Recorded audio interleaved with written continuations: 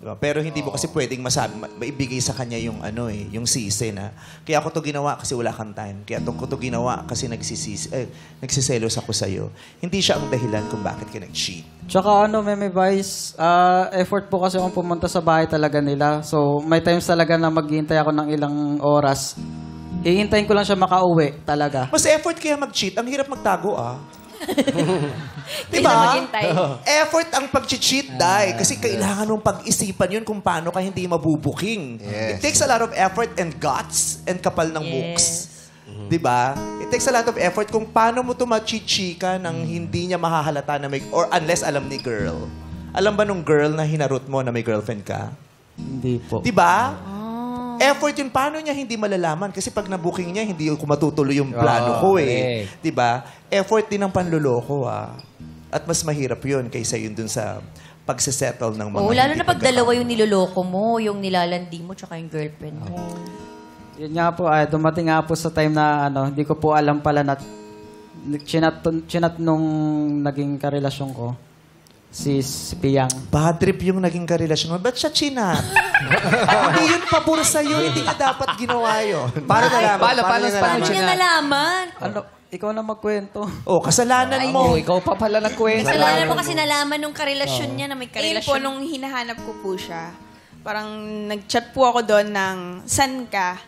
Kasi gusto ko pong i-clarify nung blinak na niya ako noon na ano na bang meron tayo.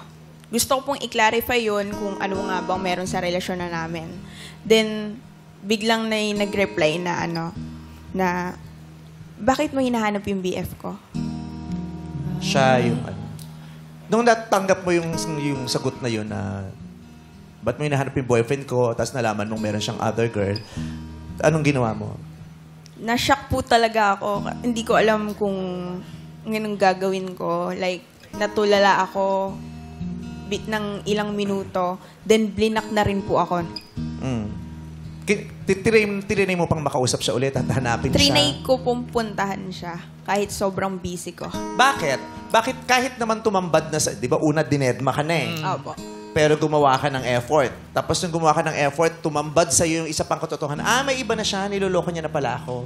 Bakit gusto mo pa rin siyang mahanap, makita, makausap? Ba't hindi mo siya kayang iwan agad? Anong meron siya?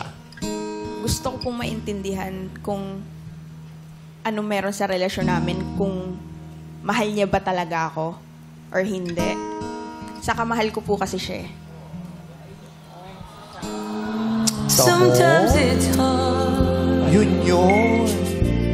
Sagutin mo rin. Kataon lang wala. Kasi minsan pwede mo ano bang meron siya? Ganun ba siya kagwapo? Ganun ba siya ka-hot? Pero it's not the issue. Ang issue, mahal niya yung tao. Na-fall. Kahit gano'n pa kagwapo yan at kahit pa hindi yan gano'n kagwapo, mahal niya yun eh. Yun. Gusto ko tanongin si Rex, paano mo nagawa yun? Charot. paano yung girl, yung hinaharot mo ang sumagot sa kanya? Kinukuha niya yung phone mo? Sa IG po, alam nung hinaharot mo yung... Opo, hawak niya may po yung access account siya. ko. Hawak niya yung Hawak niya po yung account ko. Tapos, Paano... doon ko po, nung inunblock ko na po siya noong November, doon ko po nalaman sa kanya yung nagbigay talaga siya ng sama ng loob niya sa akin, nagkausap na po kami formally. Doon ko po nalaman lahat-lahat na nag-chat pala sa kanya yung nakarelasyon ko. Tapos, ayun. Until now, dala-dala ko pa rin yung guilty na... Yung guilt ang dalawa. Yung... Hindi, baka marami may guilty talaga siya dala. Ganon po yung dala-dala ko hanggang ngayon. Tapos, yung pagsisisi na rin kasi mali talaga yung nagawa ko. Pero paano yung Rex? Naghiwalay din kayo nung girl nung nalaman na Sofia? Naghiwalay po kami after months po. Kasi hindi po nag-work eh. Balik po kasi kaya... tinuloy mo pa rin. Tinuloy nyo pa rin yun. Yung relasyon nyo nung girl, ang other girl. Nung binlock ko na po siya. Nung binlock ko na po siya. Tinuloy po namin pero hindi po nag-work. Mga after a month, na po kami, break na po.